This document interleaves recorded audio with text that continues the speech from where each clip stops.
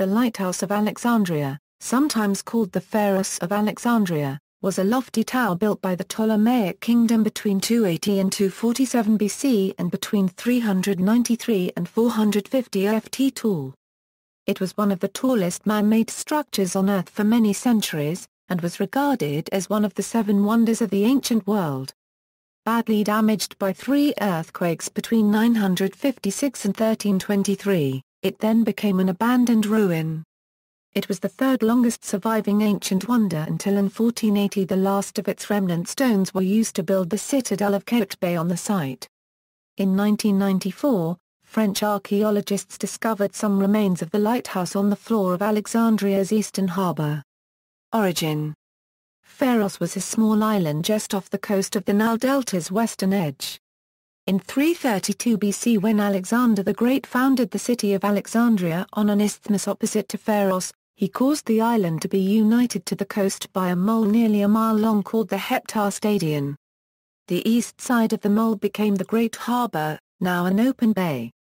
On the west side lay the port of Ionostos, with its inner basin Kibotos, now vastly enlarged to form the modern harbour. Today's city development lying between the present Grand Square and the modern Ras Al Tin Quarter is built on the silt which gradually widened and obliterated this mole, and Ras Al Tin represents all that is left of the island of Pharos, the site of the lighthouse at its eastern point having been weathered away by the sea. Construction: the lighthouse was constructed in the 3rd century BC. After Alexander the Great died of a fever at age 32, the first Ptolemy announced himself king in 305 BC, and commissioned its construction shortly thereafter. The building was finished during the reign of his son, the second Ptolemy. It took 12 years to complete, at a total cost of 800 talents, and served as a prototype for all later lighthouses in the world. The light was produced by a furnace at the top, and the tower was said to have been built mostly with solid blocks of limestone. Strabo reported that Sostratus had a dedication inscribed in metal letters to the saviour gods. Later Pliny the Elder wrote that Sostratus was the architect, which is disputed. In the 2nd century AD the satirist Lucian wrote that Sostratus inscribed his name under plaster bearing the name of Ptolemy. This was so that when the plaster with Ptolemy's name fell off, Sostratus's name would be visible in the stone.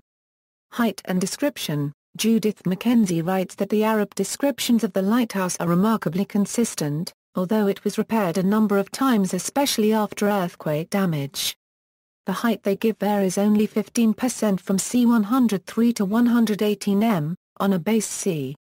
30 by 30 m square. The Arab authors indicate a tower with 3 tapering tiers, which they describe as square, octagonal and circular, with a substantial ramp. The fullest description of the lighthouse comes from the Arab traveller Abu Haggag Yasfid Muhammad el-Balawi el-Andalusi, who visited the Pharos as a tourist in AH 561. Constructed from large blocks of light-coloured stone, the tower was made up of 3 stages, a lower square section with a central core, a middle octagonal section, and, at the top, a circular section. At its apex was positioned a mirror which reflected sunlight during the day. A fire was lit at night.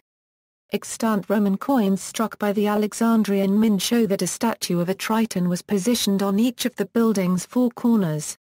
A statue of Poseidon or Zeus stood atop the lighthouse.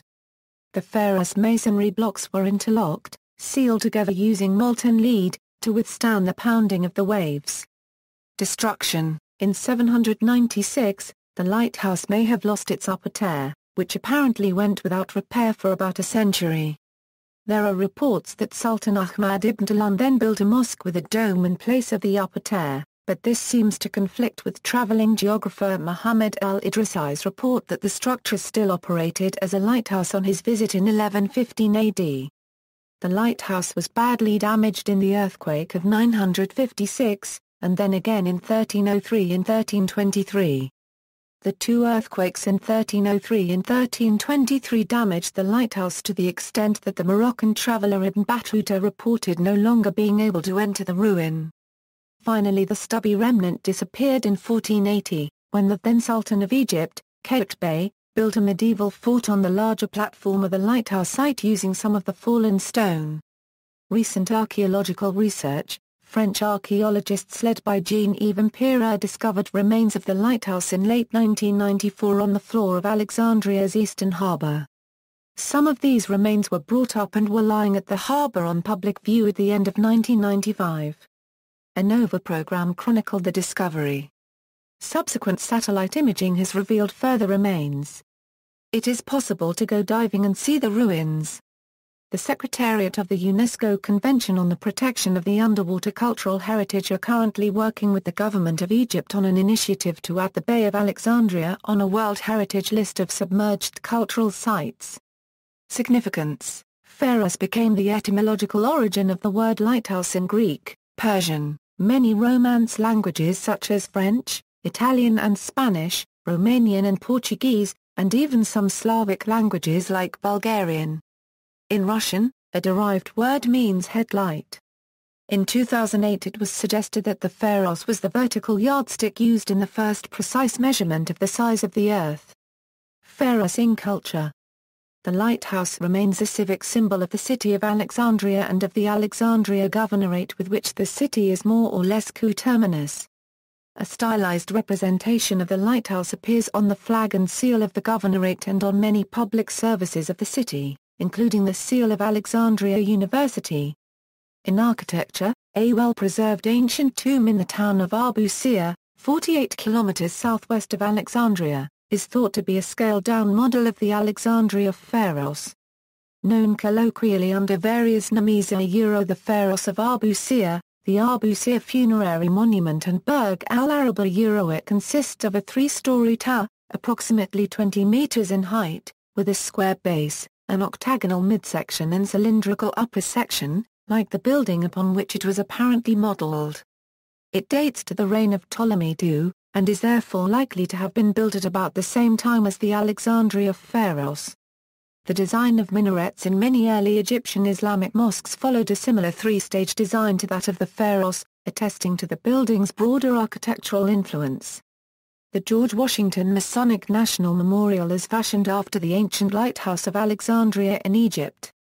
In books, Julius Caesar, in his Civil Wars, describes the Pharos and how it was a key landmark to his subduing Ptolemy XIV's armies, describing its strategic importance in his sentences. Now because of the narrowness of the strait there can be no access by ship to the harbour without the consent of those who hold the Pharos. In view of this, Caesar took the precaution of landing his troops while the enemy was preoccupied with fighting, seized the Pharos and posted a garrison there. The result was that safe access was secured for his corn supplies and reinforcements. It was common for Caesar in his writings to refer to himself in the third person. The Romano-Jewish historian Josephus describes it in his book The Jewish War when he gives a geographical overview of Egypt. It was described at length in the Tsufanzi by Tsor Rugua, a Chinese customs inspector for the port city of Khansha during the Song dynasty. References, notes. Bibliography.